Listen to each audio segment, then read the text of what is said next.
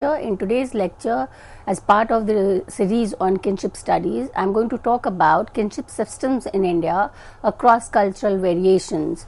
And this is a part of trying to understand basically the nature of kinship system in India. And most of the time in anthropology, those who have studied anthropology and kinship studies, we see a comparison is being done between North and South because of certain kind of contrast between the two. So we need to understand how these variations help us to understand the structures of society. But before we understand cross-cultural variation, it's important to understand what is kinship and how do we kind of define kinship. In anthropology, we know kinship is defined as a web of social relation. When we say web of social relation, that means two or more individuals are related to each other through certain kind of certain relations. And in anthropology, say classical anthropology, there were two ways in which kinship relations were understood. One was going on by the biological relation, that is, if A and B shared the same blood with C, then A, B, C were forming a network and therefore they were kind of considered as kin relation. And the term used in anthropology was consanguinity or blood relatives. The second way of understanding kinship was the understanding of affinity or alliance. So this was a question of two individuals entering into a relation through the institution of marriage. And the former was most of the time advocate, that is the biological, was kind of given in by British anthropologists like Radcliffe Brown, Mayor Fortis and Evans Pritchard. And the alliance approach, that is trying to understand the relations between members who are through marriage. So we have two kind of relation. One is a kind of biological relations, which is say mother, father, the sister, and then there is another set of relations which is formed due to the relations of marriage. Now every society, this is not kind of same, and therefore one of the important question that anthropologists asked is, do you think kinship is universal? Universal in the sense, yes, the institution of kinship is universal, as it is an institution to be found in all society.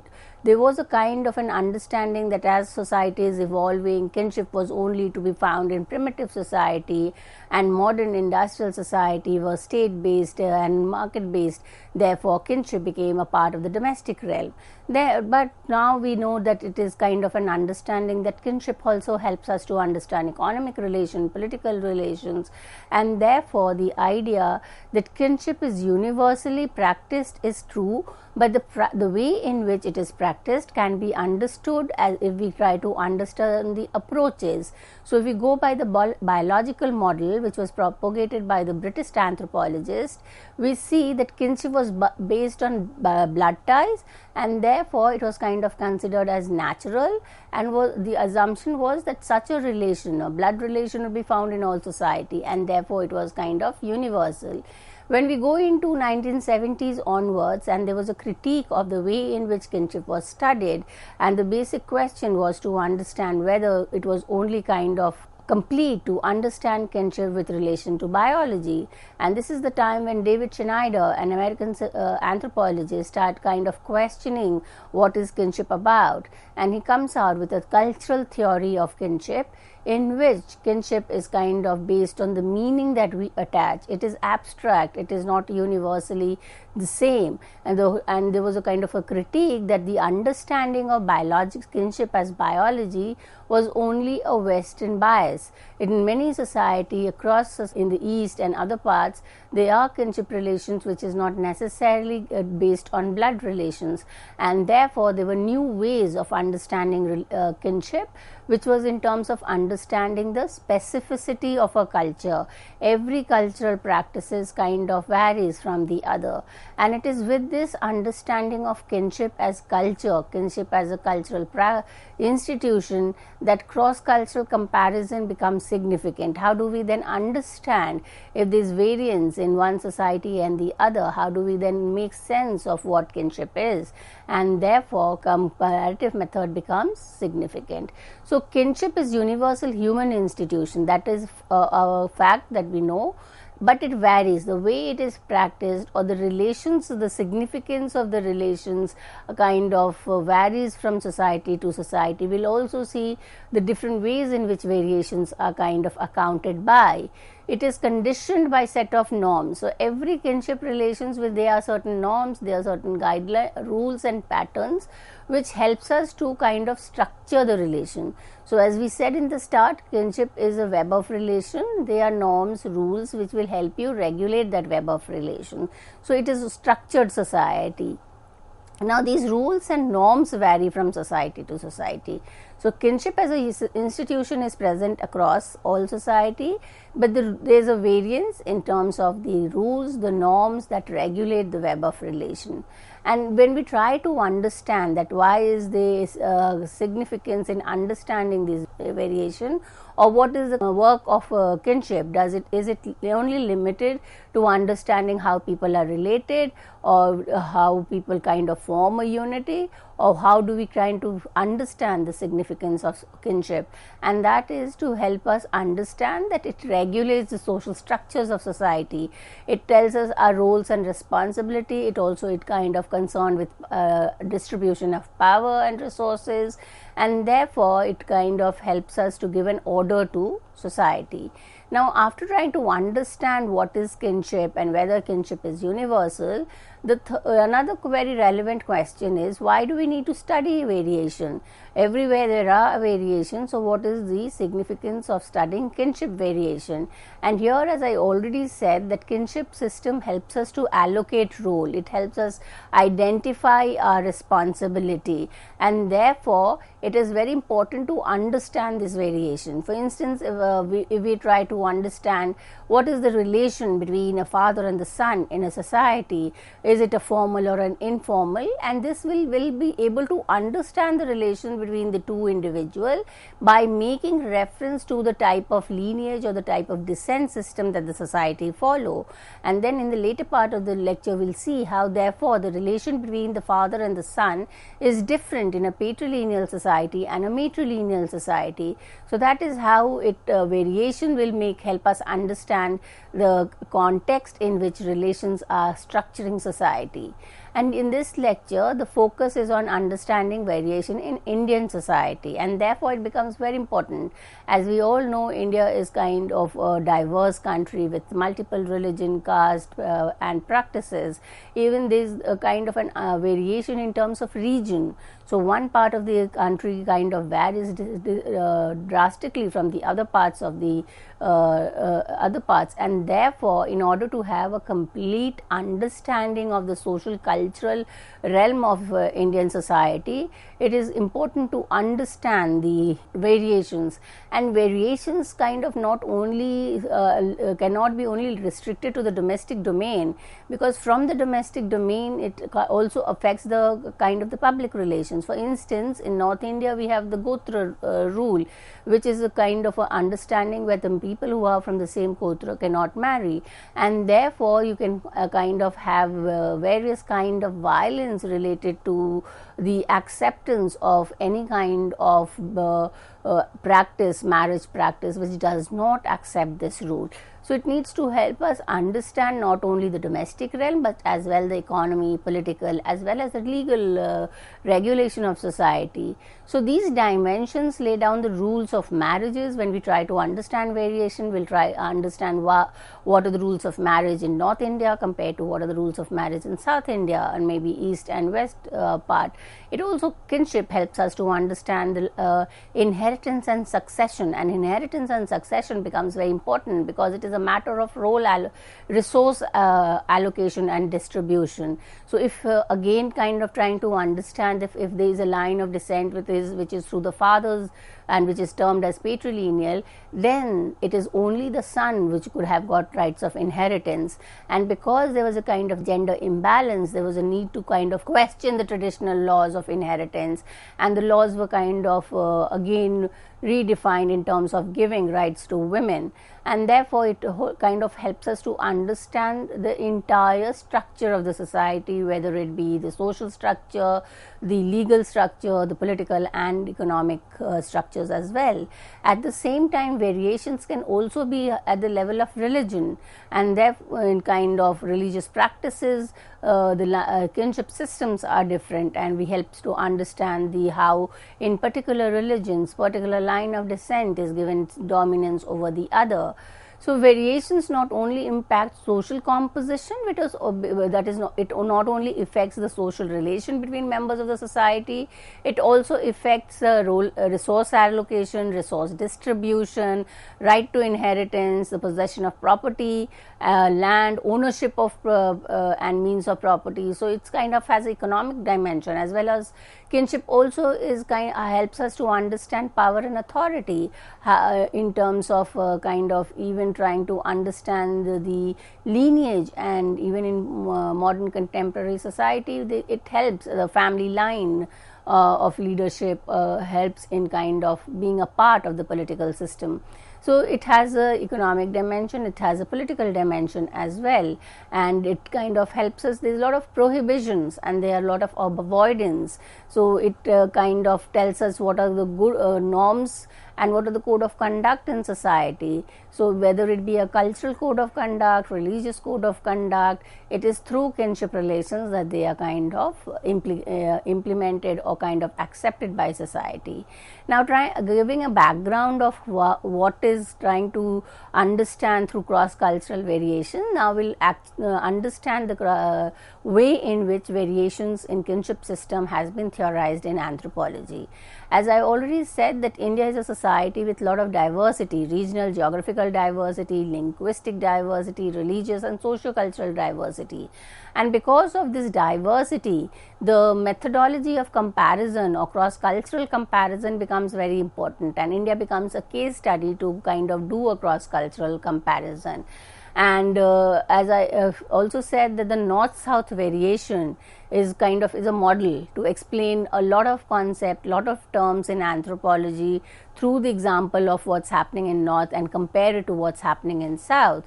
But we need to keep in mind that this north-south comparison, these are only kind of models. They are kind of only talking about ideal type. But in empirical reality, or when we actually kind of look into a lot of realities, there is a lot of overflow. There is a lot of overflow from north to south and vice versa. So looking into the types of variation, we will kind of understand that there are certain dimensions according to which the variations have been understood. Rather, we can kind of understand these as kind of helping us understand the variations in society.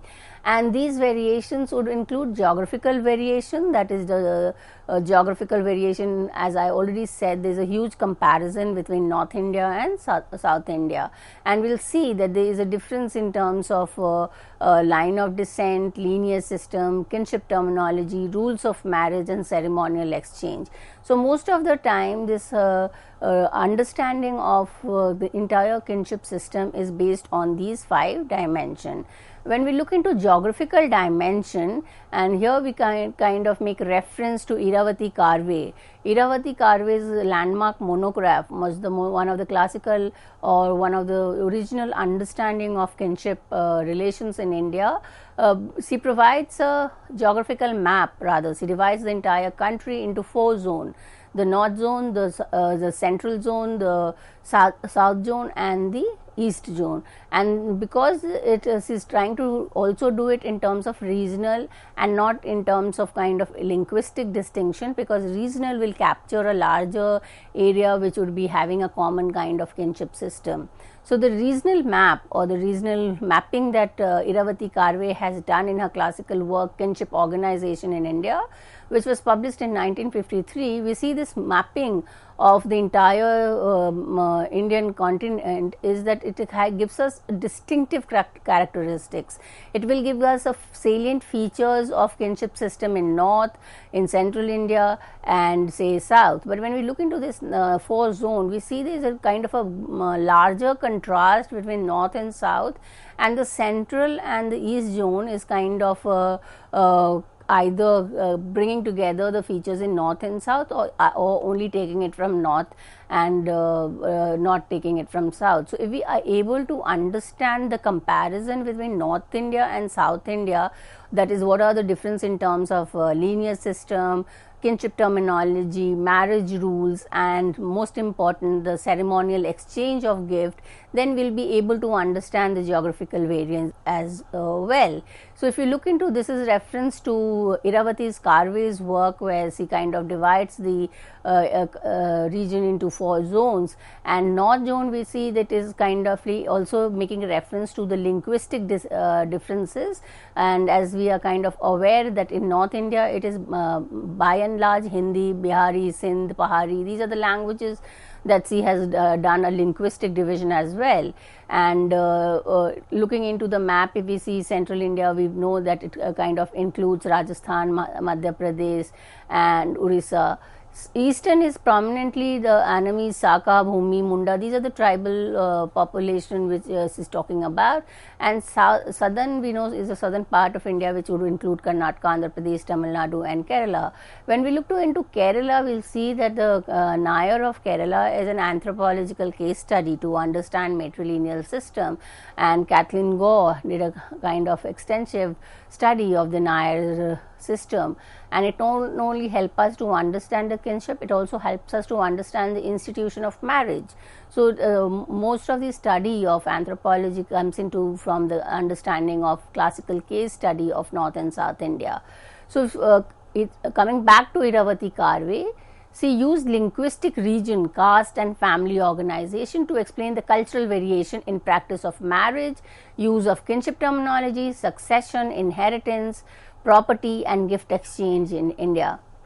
Now, if we look into these 4 zones that she divides, with kind of a very quick understanding of the features, we see that North India, we know it's a caste endogamy. Endogamy implies that you marry within the caste, but at the level of jati, that is a subcaste, it becomes exogamy, and therefore there is a kind of exogamy, and also incest taboo, that is, you cannot have sexual relation between members of the same subcaste, and therefore it kind of helps us to find a marriage partner outside the subcaste.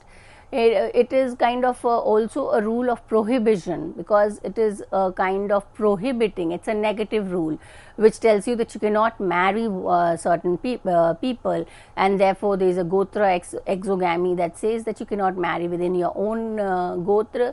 There is a sapindra exogamy, there is village exogamy. So these kind of relations will tell us that there are certain category of relations which are not a marital partner. So it can only have a biological relations with in terms, and a final relations cannot be established. Central India, which is very similar to North India, it is also divided into exogamous group, and some of the castes they follow hypergamy. The hypergamy is a practice whereby the groom, that is the husband side, is of a higher caste than the bride's groom. So unlike North India, they prefer to marry cross cousin. That is why I already said that when we look into the central and the east, there are certain features which comes from north and certain features which will come from South India. So cross cousin is by and large a practice of South India, which is also found in certain tribes of the central India. In central India, there is no variation within the region. For instance, the Jats of Rajasthan follow 2 gotra, and they kind of follow village exogamy. Baniyas follow 4 gotra exogamy, and they kind of follow hypergamy. So there are a lot of contrast within the central zone itself, and therefore the variation is kind of very heterogeneous. When we come to South India, it is by and large a very complex zone, because you will find the predominance of patrilineal system, which is found in Karnataka, Andhra Pradesh and Tamil Nadu, and there is also the matrilineal, which is Kerala and Malabar. So you have predominance of both the line of descent in this South India. So here in North India, there is a very clear distinction between family of birth, and this is from a gender perspective. For a woman, she has two families, one family in which she is born, and the second she kind of gets transported into a family which is married, and there is a kind of lot of conflict between the home in which she is born and the home which is married, and a lot of gender problems kind of emerge because of the distinction. They are kind of completely two homes which an individual belongs to, and kind of getting adapted or adjusted to a new house also kind of carries with it certain mental and psychological problem. In South India, there is no kind of a distinction, and marriage functions to strengthen the relation between groups. Bilateral ties are given more importance. Bilateral is kind of giving significance to both the sides of relatives, and it is more significant than unilateral tie, which is part of North India. East India, the zone has features borrowed from three of the above, that is from north, south and east, and the Mundaris are the patrilineal, patrilocal, and the Khasis are matrilineal. So when these kind of features we'll find from both north, south and South India. The Ho and Santhal prefer cross cousin marriage, but only till the time when either the father's sister or the mother's brother is alive. So there is a condition to cross cousin marriage in East India. So in contrast to the Ho and Santhal who practice cross cousin, the Bondos do not marry their cross cousin. So there is a kind of prevalence of features from both North and South India. Now after looking into the geographical variation, we try to understand variation in lineage system.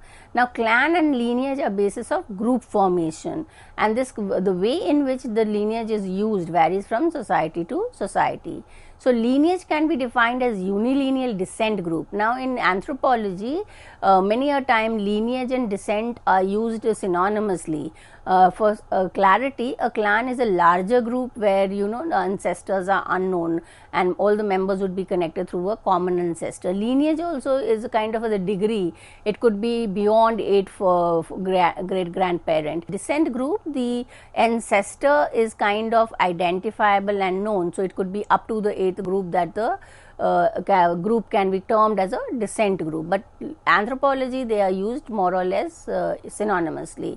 So what does descent mean? That you trace your line of inheritance or connection with one other through blood, that is sharing of the same blood up to a certain known or unknown ancestor. So now this tracing of blood relations or connections could be either through male or female, and therefore that system is known as unilineal. Only one line of descent is used, one line of connection to establish a kind of relation with the ancestor. When both the lines are used, then it is a double descent, and either lines are used in certain point of time. You use the female line, and at certain point you use the male line, then it becomes bilateral or cognatic. So the certain parts of the country, India only, we see it's a predominantly patrilineal. For instance, North India, it's predominantly patrilineal. Almost all society cultures in North India would follow a patrilineal line of descent, which kind of gives the preference to male, and therefore you have the rule of karta, and you even the property inheritance according to the traditional Hindu law Mitakshara, they considered all male members as co-partners. South India is predominantly kind of matrilineal, where the female line of lineage is used to establish relation. So when we look into the double descent, where both the line of descent is used, the classical study or case study was given by Daryl Ford. He studied the Yako of South Africa, and he kind of gives in his study in his monograph that the Yako had two groups, a Patri clan and a Matri clan. Now both the Patri clan and Matri clan had equal function in society, so there was no distinction between the female line of descent and the male line of descent. So the Patri clan was used for economic purpose, for kind of having access to resources, and the Matri clan was used for ritual purposes. So both were equally significant. The third kind, which is unilineal, the double, and then the bilateral or cognatic, here both the lines are kind of simultaneously or alternatively used for significance. So it could be a patrilineal or a matrilineal. When we look into the line of descent in anthropology, it is said that the line of descent also determines the residence. So if you have a patrilineal line of descent, then the residence, that is the group formation, would be either patrilocal or virilocal. Now patrilocal is when you form a group or when the woman moves from her home and forms a residence along with the father's group. Here it is generally the husband's father, and virilocal implies a husband. So patrilocal, virilocal is again synonymous. Similarly, in a matrilineal society, it is the residence is either matrilocal, that is residence with mother's group, or exorilocal. Exorilocal is residence with wife's group. Now when we look into line of descent, it helps us to understand gender relation, and Iravati Karve, Leela Dube, they have shown in their studies the line of descent determines gender relation. So a patrilineal line of descent, patriarchy is kind of functions, and patrilocal descent, so it kind of gives you more significance to the male member. So there is a gender imbalance. Matrilineal is better, but it is again kind of gender imbalance because the weightage is given to the female. So the more egalitarian system would be the bilateral or cognatic system. There is a study by Leela Dube of the Lakshadweep Islander where there is a more egalitarian relations between the people. So there are a lot of understanding of the kind of relations which is established, and there are a lot of case studies. So we have the Tamil Nadu Paramala Kala study which was done by Louis Dumo, and he does it as a case study for patrilineal system. So we know the patrilineal system is patrilocal, it is exogamous, and the patri clan is a corporate unit, the entire unity. So people, they reside together, all male members have equal right to property, and therefore there is a kind of division which will help us to maintain the unity. The classical case study of matrilineal is Nair, which we know, and the Nair, it is a matrilineal, and Tarawad, which helps us to understand the transfer of property and seeing.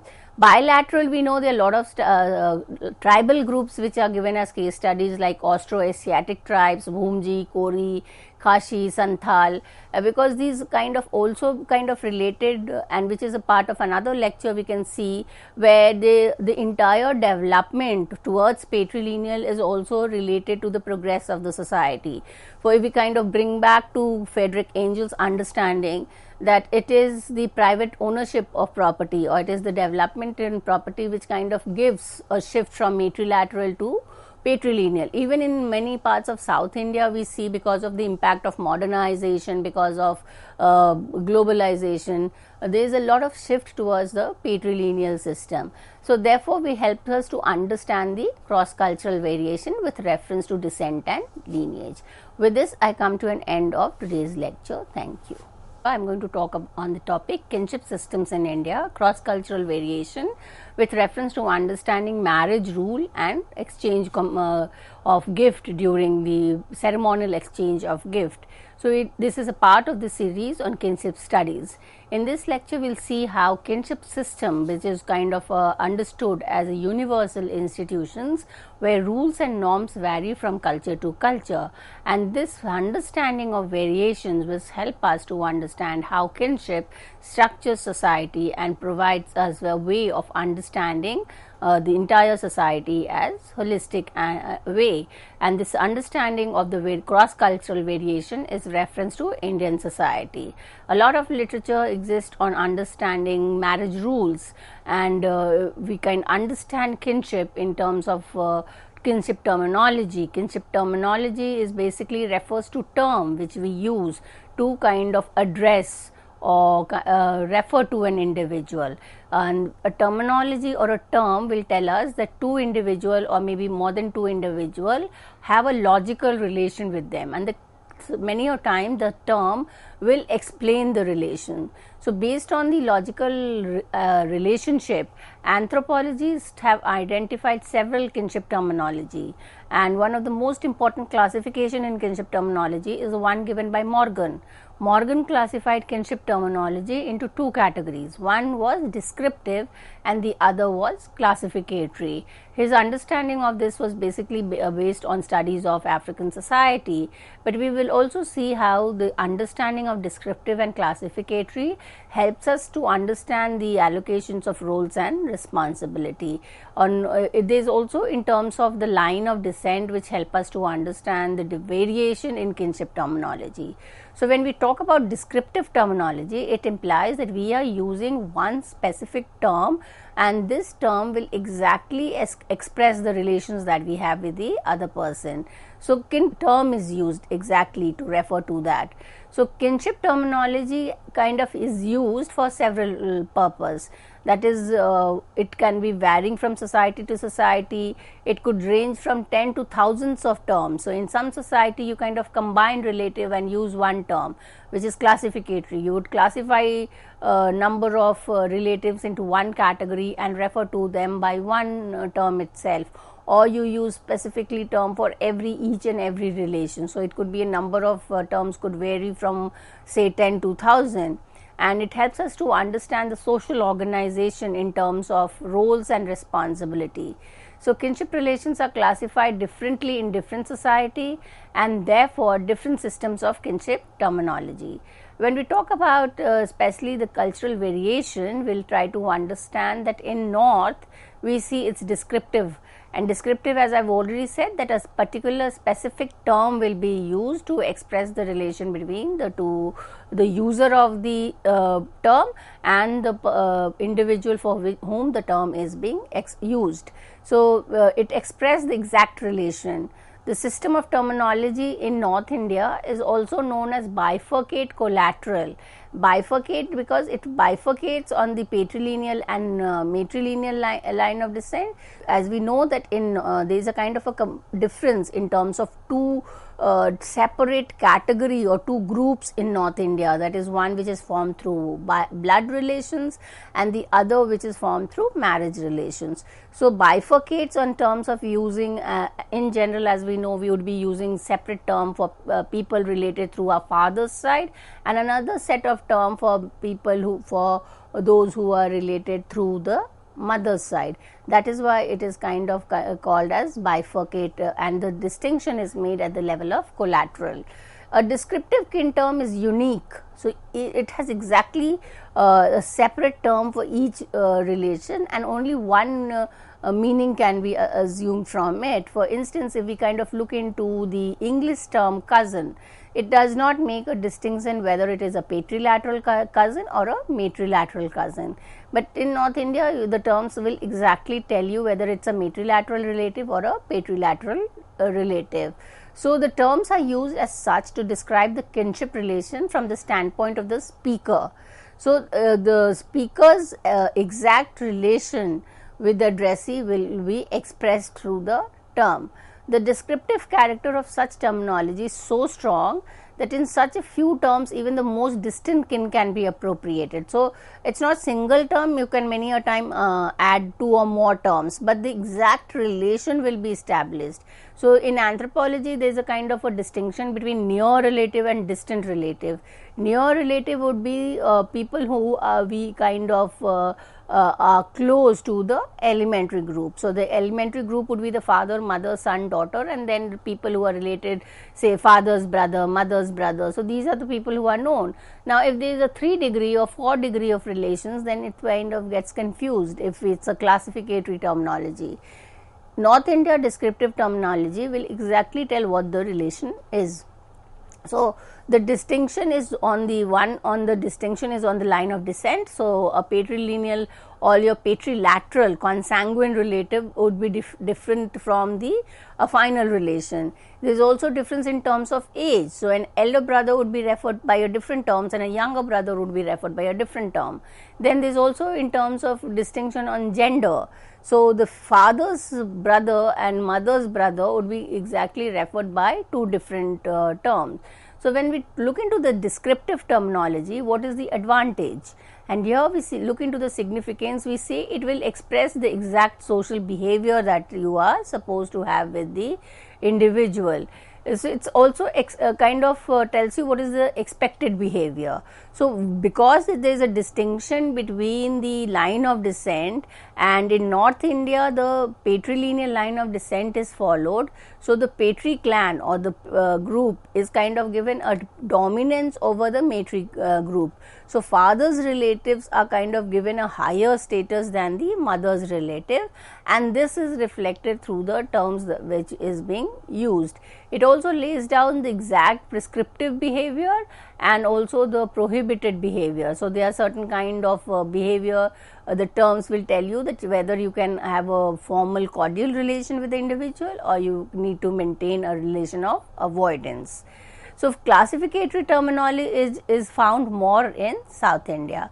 Now according to Morgan, classificatory terminology, we club together a number of relatives on certain kind of ideas. So for instance, if you have a patrilineal society, then all members of a particular patrilineal at a one level would be referred to as by the same term. Now this classificatory terminology with reference to South India is clearly expressed in Dube's study of South India, which is kind of he refers to as Dravidian kinship. And when we look into the Dravidian kinship terms, it kind of divides the speaker's generation into following category. One group consists of all the brothers and sisters, including one's parallel cousin and the children of the father's parallel cousin. So when we look into the concept of cousin, there is a distinction between parallel cousin and cross cousin. Parallel cousin are children born of the same sex sibling, that is father's brother. So they are both are male members, their children would be considered as parallel. Cross cousin, it is children of the opposite sex sibling. So father and his sister, the father's children and sister's children are kind of considered as cross cousin. So when we say in South India there is a practice of cross cousin, it implies that the ego, that is a male reference point, would marry FZD, that is father's sister's daughter, that is a cross cousin. So in South India there is a clear distinction between parallel and cross cousin. Now the second kind of variation other than terminology would be variation in rules of marriage. When we look into rules of marriage, we know there are two rules. One rule is a positive rule, that is, it tells you, prescribes you with whom you can actually marry. And the second rule is a negative rule, which kind of prohibits whom you cannot marry. Now entire marriage rule is kind of structured around kinship system. So the prohibition and prescriptive is in terms of what relation you have with the individual. So every marriage in a given family, it also kind of builds new relations. It also kind of as we know in theory, also in reality, that marriage and an institution leads to formation of new groups, and how the individual are related to that group will kind of also vary. So if it's a line of descent is kind of patrilineal and the group formation is patrilocal, then it is the women who has to move and from her house and go to another's house, which in kind of lot of feminist literature it has been women has been referred as disposable, that is, they kind of do not have a space to belong. They are born into one space and then they have to be shifted to another. That is because of the rule of exogamy, that one cannot marry within the same elementary family and you need to find a marital partner outside the group. So when we look into the variation in rules of marriage, the kin relationship operate within the context of rules of marriage. The institution of marriage also lays down relationship between the bride giver and bride taker.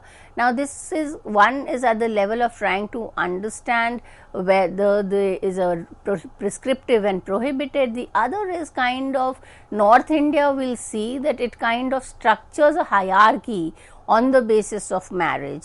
So if you are a bride giver, that is, you daughter from your family goes to the other family, or the group here, then you are giving. So, you will be labeled as bride giver, and then the other group is bride taker, that is the groom's family. Now, there is a relation of superiority and inferiority, and the bride givers are considered as of low status than the bride taker. This again kind of talks about the gender relations in terms of kind of considering women as subordinate, and therefore, because they are moving from one place to the other, their parents are considered as inferior to the male family, which is considered as bride taker. So, the hierarchy is very evident through the rules of marriage. And when we look into the ceremonial exchange, we will see how this hierarchy is expressed through the direction in which the gift will flow. So, when we talk about the negative rule, or we can say it is the prohibited rule, we talk about exogamy, because exogamy says that one cannot marry within one group, whether it be the elementary group or at the level of subcaste or at the level of village. So, there is a clear boundary between kind of relatives which are prohibited or which are not allowed to enter into a marriage rule. So, marriage rules are negative in the sense that rules prohibit certain members from being marriage partners.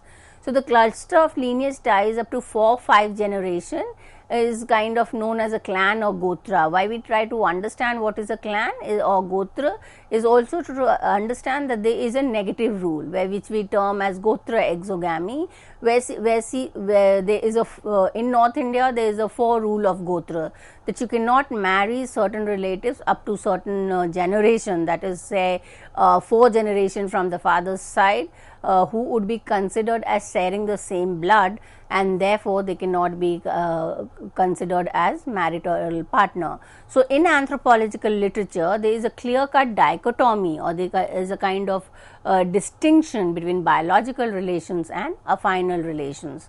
So, when we talk about the 4 gotra rule, we see that this has been referred by Iravati Karve in her work, that is Kinship Organization in India, that in North India we have the 4 gotra rule. What is this 4 gotra exogamy? According to this rule, a man cannot marry a woman from his father's gotra, his mother's gotra, his father's mother's gotra, and his mother's mother's gotra. This is the 4 level in which exogamy has to be maintained, on the assumption that these members, all the relatives, would be sharing the same blood, and therefore, by the fact that they share the same blood, they become siblings. And because this biological relation or consanguine relation is opposed to a final relation, marriage cannot be established. And we are also familiar that there is also the rule of village exogamy, that you cannot marry a person who is of the same village. Now, the second rule is the positive rule or the prescriptive rule, which is found in South India. Now, in South India, the emphasis is not to kind of prohibit, but it prescribes. It exactly tells you who are your marriage partner. So, the emphasis is whom you can marry rather than on whom you cannot marry. And the positive or prescriptive rule, there are 3 types of rules. First is that marriage between a man and his elder sister's daughter. So, the elder sister's daughter and a man's son are cross cousin, and that would be a kind of a acceptable marriage relation. The second is man's marriage to his father's sister's daughter, and this kind of is practiced by some crowd. So, when we refer to the second, that is father's sister's daughter, then we look into a tendency of kind of even reciprocity, which is very important when we look into the alliance theory. Cross cousin was based on the idea of giving women and taking back women. This is idea of Levi-Strauss, which he calls in terms of exchange of women. So, the reciprocal relation which is created at one level is kind of settled. So, you give a daughter and you take back a daughter, the reciprocity is immediate and it is kind of completed. Whereas in North India, it is not a reciprocal relation, it is a hierarchical relation. The third type of cross cousin, which is referred in South India, is between a man and his mother's brother's daughter. So, these are the category of cross cousin which are prescribed. Now, when we look into the case studies in anthropology which has been given, we see the Havik Brahmins of Karnataka, Reddy caste of Andhra Pradesh and Kallar of Tamil Nadu, they practice cross cousin marriage. So, they practice the third category, that is mother's brother's daughter, and here there is a kind of return policy is practiced. So, you take a bride and you give back a bride, and the reciprocity is kind of completed. Now, when we look into other variations other than the two rules, that is the positive and the negative, we see the other variations as well. So, in caste like Ahir, Khatti, Garasia, Chadawa, these are different castes in different parts of the country. They have a combination of patrilateral and matrilateral cross cousin. So, when we say that the kind of patrilateral is marrying your father's sister's daughter, matrilateral mother's brother's daughter. So, there is a combination of both matrilateral and patrilateral. Incidence of cross cousin is also found in parts of Maharashtra, and where there is a kind of marrying your cross cousin in many way. The fifth understanding of variation, that is trying to understand variation in terms of geography. The second is in terms of understanding variation in lineage system. The third is in terms of understanding the distinction in terms of kinship terminology. Fourth, marriage rule, and fifth variation is ceremonial exchange of gift. Now, this ceremonial exchange of gift is very important because it structures relation. It also reflects on the relation that is established between gift taker and gift giver. So, there is a reciprocity is either a settled or there is a hierarchy which is created. So, when we look into kinship structure based on the location of an individual, in several hierarchy are characterized, and he gives and receives gift on different occasions in many parts of North India, communities in North India. The exchange of gift is regular. It kind of takes place on all life cycle rituals, on all festivals, but there is a direction of exchange which becomes different. So, we will see how the direction of exchange from North India and South India is different. This kinship practice has been observed by anthropologists as reflecting pattern of behavior. The pattern of behavior, and also in terms of hierarchy, in terms of gender relations, it becomes very significant. So, in North India, we have one directional flow, that is the gifts are flowing from say the inferior, that is, as I already said, that the bride giver are at a lower status. So, the gift flows from the bride giver to the bride taker. So, in say it is also can be conceptualized as dowry, and the logical validation of dowry was that it was a compensation for the women, additional member in the family, and therefore, the bride family had to give the kind of maintenance of that particular individual in whose addition was in the house. So, through marriage the composition of the family changes. So, as I already said, that in a patrilineal line of descent, the residence is patrilocal. So, the woman has to leave her natal house and move to her marital house. Now, because she is going to add a number into the marital house, it was compensated by the fact of giving dowry. So, but then what happens is, and what is problematic is, that the hierarchy which is created at the time of marriage is sustained and strengthened throughout. So, the direction of flow is unidirection. It continues from bride giver to bride taker, and it starts at the institution of, say, even the negotiation of marriage. So, once the two group has decided to enter into an alliance, the flow of exchange starts, and it kind of continues from the, say, the birth of children to life cycle rituals to every occasion. It is the flow from the bride family to the bride taker's family. Now, in such arrangement, the gift becomes an indicator of status of the family, and that is why we need to understand how dowry becomes problematic. How much you give, how much of assets you give to your daughter becomes a mark of your status. So, it becomes also a kind of a competition, and there is always a desire to give more, and it kind of adds an economic burden to families which cannot actually afford to give that. So, it is not only kind of something which is restricted to family, it becomes then an economic find, and it kind of helps us to, it is also in terms of very easy way to earn certain or have access to certain resources which through the institution of marriage.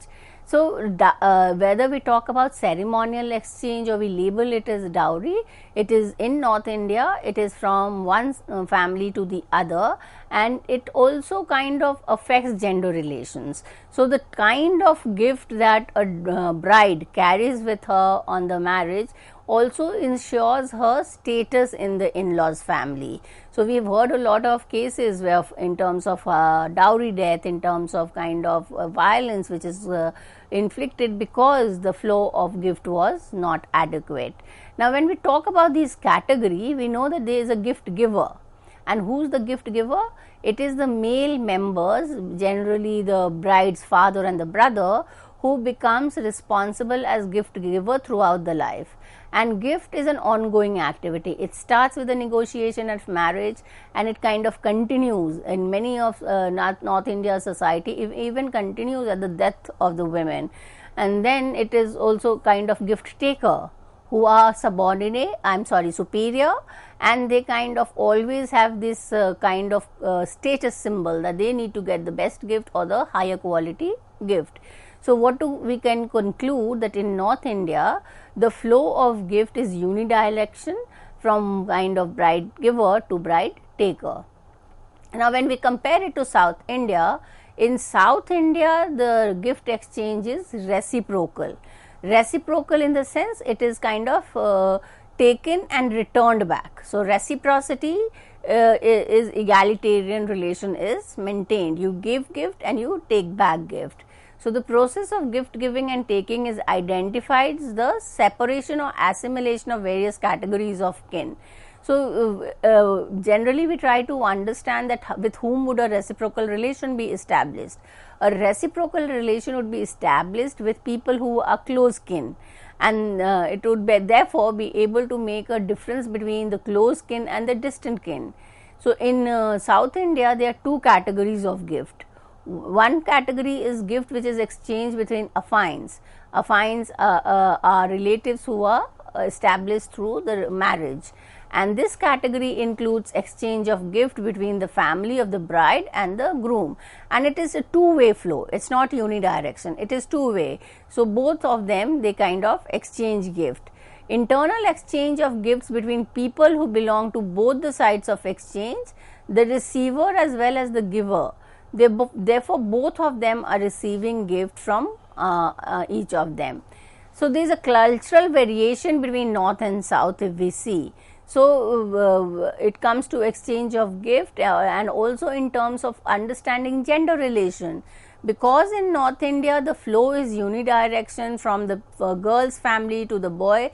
It strengthens patriarchal relations. In South India, which is a matrilineal relations, the flow of reciprocal kind of brings in more egalitarian relations, though there are a lot of kind of understanding or there are a lot of critique of understanding whether matrilineal society is gender balance, because in a matrilineal society there is also the concept of matrilineal puzzle, where the line of descent is through the female, but the sharing of power and authority is into the man's hand, that is either mother's brother or sister's son. So, the egalitarian concept is kind of debatable, but it is compared to North India, it is more egalitarian. Now, if we kind of conclude, we will look into this understanding of North-South comparison of kinship system. This chart will help us to have a very quick understanding of the difference or the variance. The dimension is a kinship group. North India is patrilineal, patrilocal. South India is matrilineal, matrilocal. Kinship terminology in North India is descriptive, in South India it is classificatory. Marriage rules in North India is negative, which is prohibition. South India it is positive, prescriptive. And ceremonial exchange in North India is one directional, South India it is reciprocal. So, we see the contrast between the North and South, but let's keep in mind that these are anthropological model case studies, and it is not necessarily that the exact model would be found in empirical reality. There could be lot of divergence and there could be many differences, but this model will help us to understand the larger structure of kinship system in North and South India. With this, I come to an end of today's lecture. Thank you.